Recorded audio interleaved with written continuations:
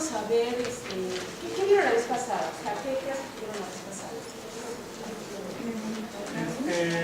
Paleantropología y las cuestiones generales de antropología física, las ramas de la antropología. ¿Vieron cuestiones de evolución? Sí. ¿Y también vieron algo de genética? No.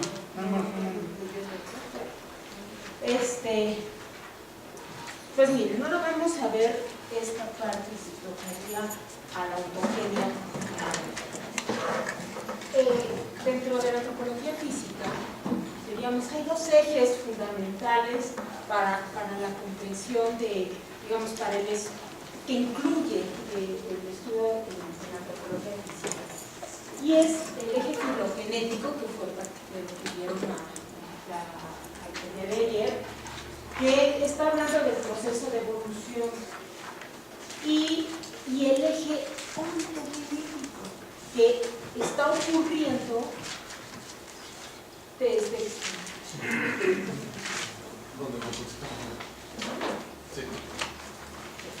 y el eje ontogenético, que es que ahora vamos a ver a qué se refiere. Y durante este proceso evolutivo también tenemos nuestro curso de vida.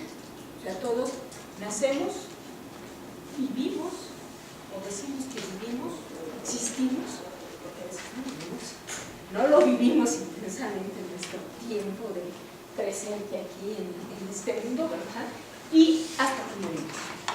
Pero no hablo de un ciclo en el que nacemos, crecemos, nos reproducimos y morimos. Por eso no nos reproducimos.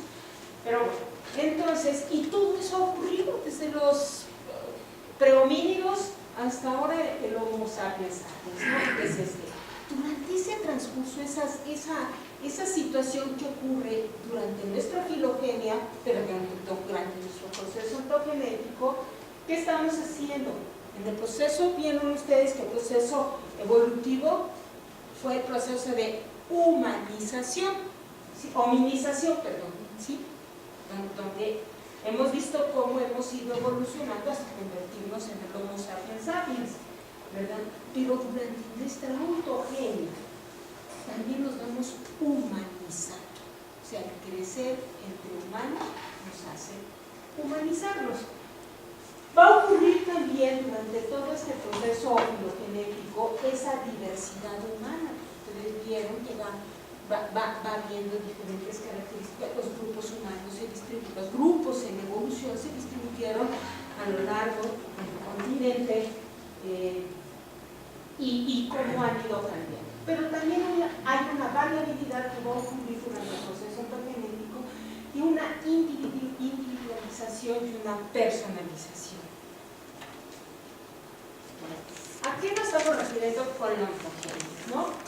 A los procesos de crecimiento y desarrollo de un organismo desde la fecundación hasta su muerte. Decía yo que es aquí donde nos humanizamos, donde al vivir entre humanos, nos hacemos humanos, vamos adquiriendo nuestro comportamiento, vamos adquiriendo y viviendo nuestras prácticas culturales diversas, pero también vivimos en un grupo, ¿verdad? Sea familiar, sea en la tribu, sea un grupo, como le quieran llamar, donde vamos adquiriendo nuestra propia, nos individualizamos, cada quien es una persona, ¿verdad? Y también vamos teniendo expresiones de esta variabilidad humana. Bueno, dentro de las ramas que estudian este crecimiento y desarrollo, y voy a distinguir la auxología que se refiere al incremento en poder, fuerza, o sea, desde etimológicamente, como el incremento en crecimiento, en tamaño, en número. O sea, nada más está abocando a esto que es el crecimiento en tamaño. Sin embargo, en el Congreso Internacional de Auxología, o sea, los auxólogos, dicen que es el complejo de estudios encaminados a explorar y describir los patrones de crecimiento de niños y adolescentes.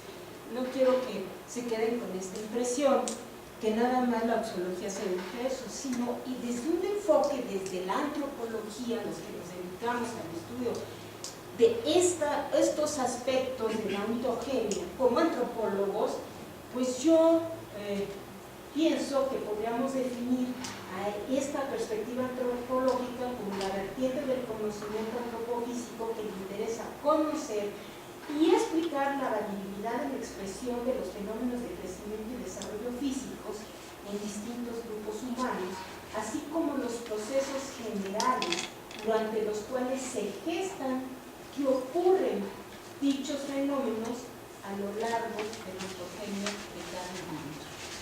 ¿Sí? Estamos considerando, y ahora vamos a ver, que es una perspectiva mucho más amplia, una perspectiva que tenemos que ver al individuo en su contexto para podernos explicar, ¿no?, lo que ocurre. Dije que esta es una definición personal, ¿no? Pero yo así lo veo, ¿no? O sea, dedicado a estos temas y yo creo que en esa perspectiva antropológica esto es lo que estamos buscando.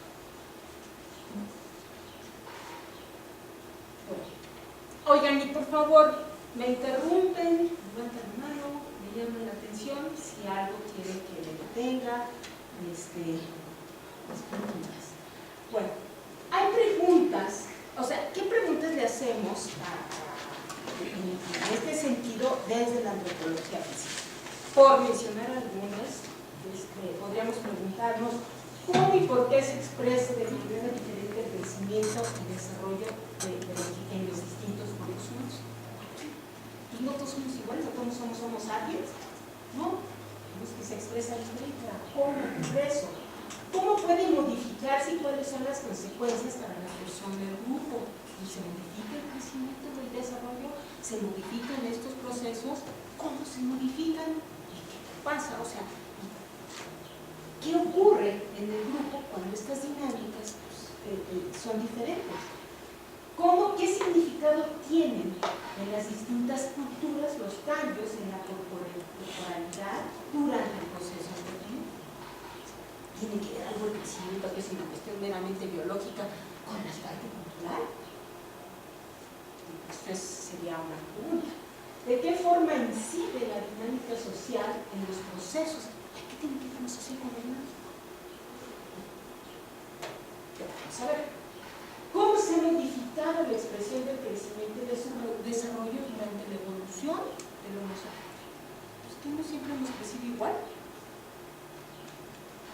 Entre muchas otras preguntas. Bueno, estas preguntas no nada más nos las hacemos para saber, para conocer. También puede, o sea, la función social del conocimiento per se es muy importante, pero también podemos aplicar ese conocimiento a algo. Por ejemplo, nos permite el conocer qué está ocurriendo en estos cambios de crecimiento y desarrollo en las poblaciones, nos permite en sí comprender los procesos evolutivos del Homo, las condiciones de vida de las sociedades pasadas y contemporáneas. ¿Quién le interesa la arqueología?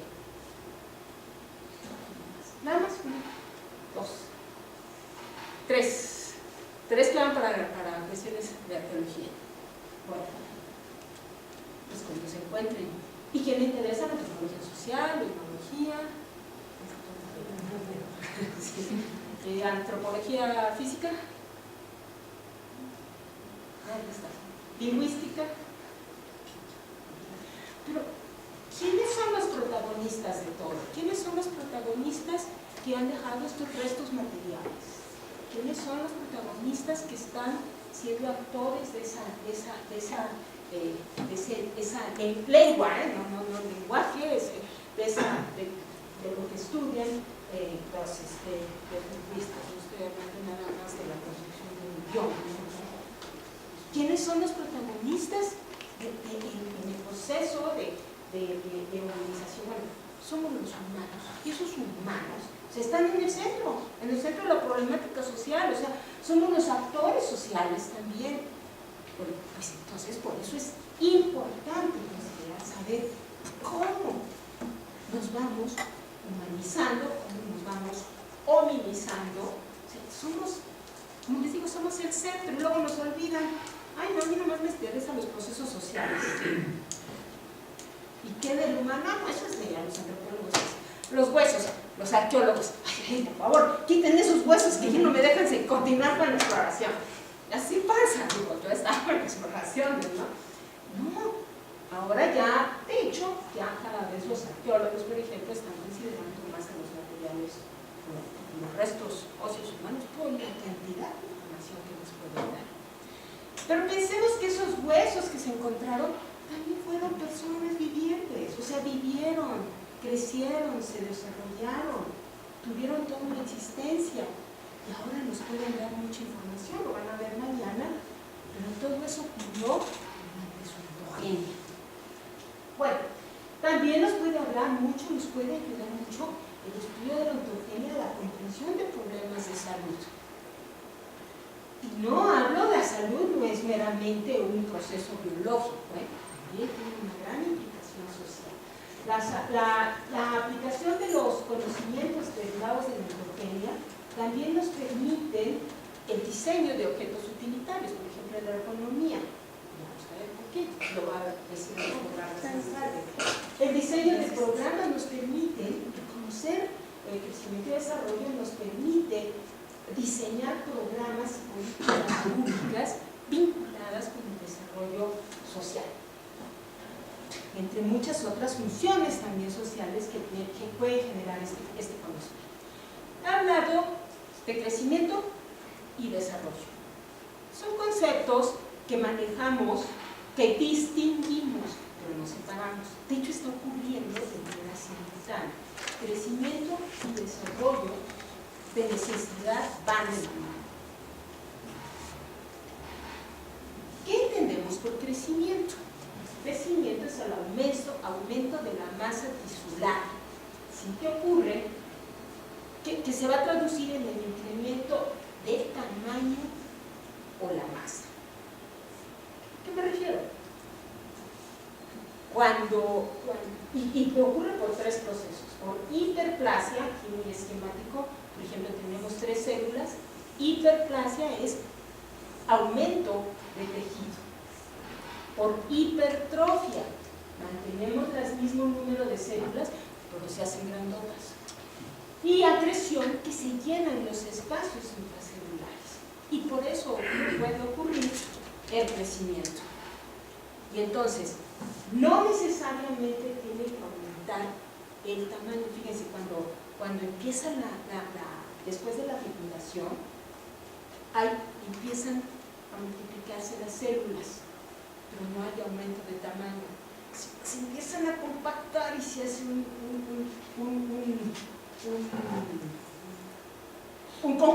tejido, porque en ese momento podemos hablar de células todas iguales, ¿sí?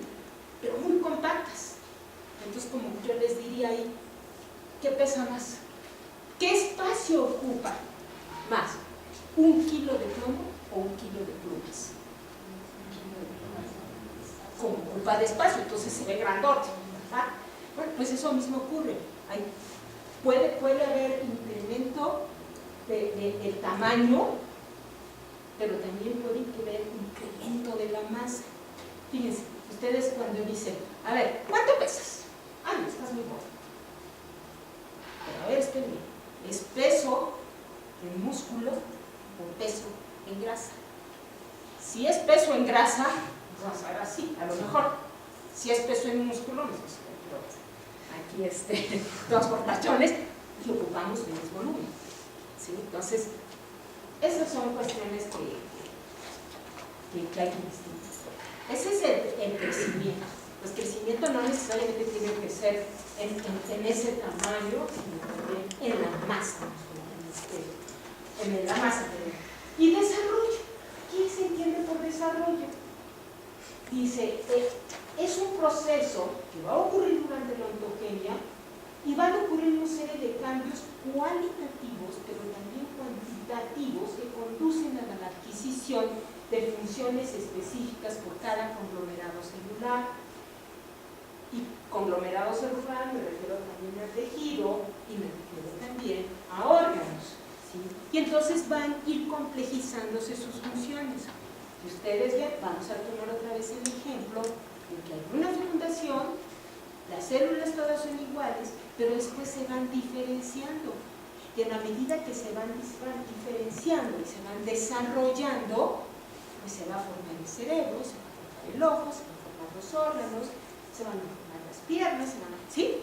Entonces, ese es el proceso hasta llegar a un momento que estamos como adultos. ¿Pero qué pasó? Yo me corté, me rompí un brazo. Tiene que haber desarrollo de estas células donde me rompí el brazo, ¿verdad?, para poderse reparar. Y hay crecimiento. Y ahora de crecimiento, aprovecho ahora lo que acabo de mencionar. El crecimiento, tenemos, ¿cuándo ocurre el crecimiento? Así, hombre, no sean antropólogos físicos, ya hay biólogos humanos aquí, pero aquí llevaron, ¿hay antropólogos? ¿Estudiaron alguien en la escuela de antropología? ¿Y tuvieron genialmente la antropología física? ¿Para qué? ¿Para arqueólogos o para científicos sociales? Bueno, ¿cuándo se crece? Hablamos más lo que saben. Desde la infancia hasta la edad adulto temprano, 70 años. Pero eso es justamente nuestra creencia, ¿no? Ya dejaste de crecer. Imagínense si acabáramos de crecer. Me rompí el brazo y si no crezco, si no me crecen los tejidos, me hago así, ¿cuántas células maté? ¿Cómo me repongo? El peeling, que luego se hace en las mujeres, es quitar las células viejas y permitir la renovación de los tejidos. Pues todo el tiempo estamos creciendo. El día que no crezcamos es porque nos morimos. ¿Sí? Todo el tiempo. Nada más que crecemos, vamos a ver, con diferentes velocidades, pero crecemos todo el tiempo. Bueno, todo el tiempo tiene que haber vinculado en ese proceso de renovación celular. Todo el tiempo nos estamos renovando, afortunadamente. ¿Sí? Nos renovamos y entonces está implicado el proceso de crecimiento, pero con desarrollo y con maduración. ¿Qué? La maduración podemos entender, y aquí cuando los que trabajamos en crecimiento y desarrollo nos encontramos con dos conceptos muy confusos, difusos, tanto como un proceso que está ocurriendo durante el cual se alcanzan las capacidades funcionales en términos físicos, biológicos, comportamentales y cognitivas, o bien como cuál es tu estatus de maduración, cómo estás ahorita, o sea, un estado de maduración, maduración como proceso o maduración como estatus.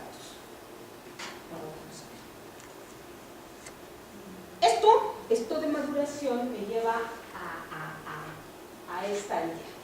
Por un lado está el sujeto, la persona, no me gusta decir sujeto, lo dice uno de Carrón, ¿no? Sujeto da la impresión de que todos estamos sujetados, ¿no? El individuo, la persona, ¿sí? Y cada quien, ¿verdad?, tiene sus características, su historia, como veremos, y demás, que lo conduce a tener determinados procesos de crecimiento y desarrollo. Pero ¿cómo lo medimos? No les voy a preguntar, pero a ver, más jovencita, ¿quién se debe decir? ¿Cuál es su edad? ¿Cuántos años tiene? ¿Quién quiere decir? Bueno, ¿cuántos años tiene? 20 años tiene una persona, ¿verdad? Sí, 20 años cronológicos. Pero hablamos de tiempos diferentes. Una cosa es la edad cronológica, el tiempo de vida desde que yo, incluso no nos dicen, no desde que fuimos fecundados, porque ese tiempo también transcurrió en nuestra existencia, esos primeros 9 meses, pero ¿qué tal si son 7 meses? ¿Y qué tal si son un poquito menos? Como hay gente que logra sobrevivir a esos 6 meses de desarrollo intrauterino y después lo logra salvar, ¿no? Bueno, esos 9 meses de vida intrauterina luego ni las contamos, ¿no? Contamos cuántos meses a partir de que se nació, ¿no? Entonces, digo, ¿cuánto tiempo tienes? Sí. Entonces, hablamos de un tiempo cronológico que lo medimos en días, en horas, y es muy convencional. pero tenemos un tiempo biológico, una edad biológica, podemos estimar, que se determina según el estado de maduración que tengamos, lo que les decía, ¿sí? Que es maduración, y tanto se ha alcanzado determinada maduración, y que esa es mi edad biológica, pero depende de lo que se llama tempo de crecimiento. Cada quien tiene un ritmo de crecimiento diferente, ¿sí? Una secuencia, una cadencia. El crecimiento, ahora sí, no ocurre igual en todo momento, igual a lo largo de nuestra vida. Por eso decimos, y tenemos la creencia, de que crecemos durante los primeros hasta que alcanzamos nuestro tamaño adulto. Ya de ahí ya dejamos de crecer. No, lo que pasa es que crecemos súper despacito, nada más para reponernos. Después de esos primera etapa que vamos a llamar la etapa formativa de la vida, y creo que lo vamos a mencionar. Pero entonces tenemos cadencias diferentes en nuestro crecimiento. Incluso, fíjense, crecemos más cuando estamos de niños, crecemos más cuando estamos dormidos que cuando estamos despiertos. O sea, hay hasta esas pequeñitas variaciones, o sea, no todo el tiempo es igual, sino hay una cadencia, hay ritmos de crecimiento,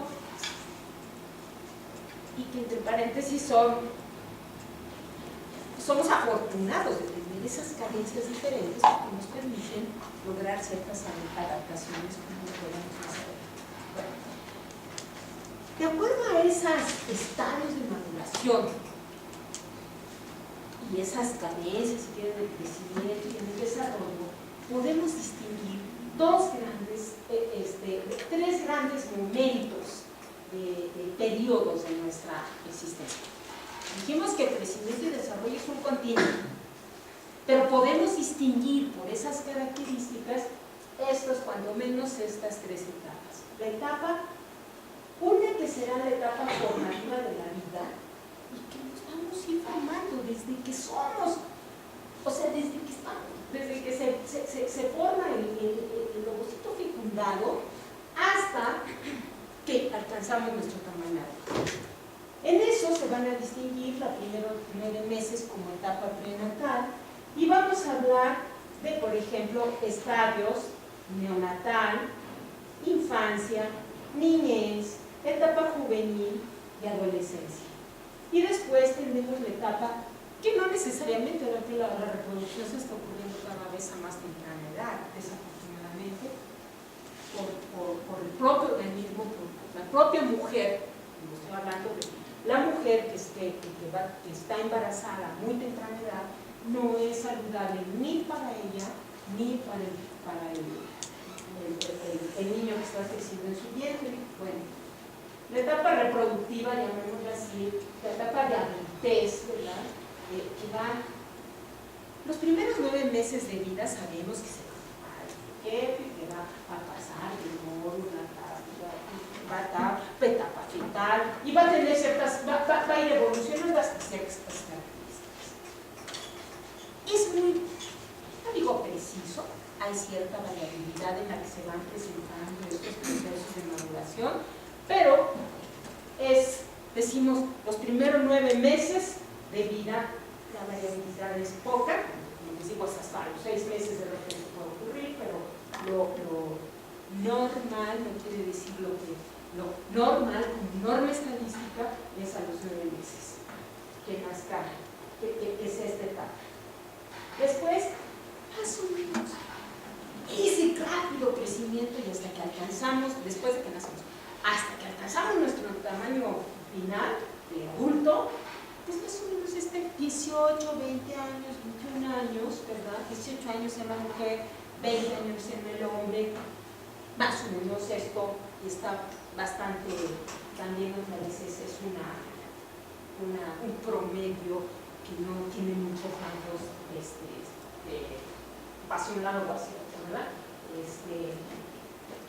Pero tenemos que ya cuando vamos avanzando, ¿cómo definimos la adultez? ¿Cuánto acaba la adultez? En la mujer se dice que acaba porque hay un un hecho muy marcado, que es una característica, un marcador de maduración biológico, que es el dejar de tener la menstruación, ¿no?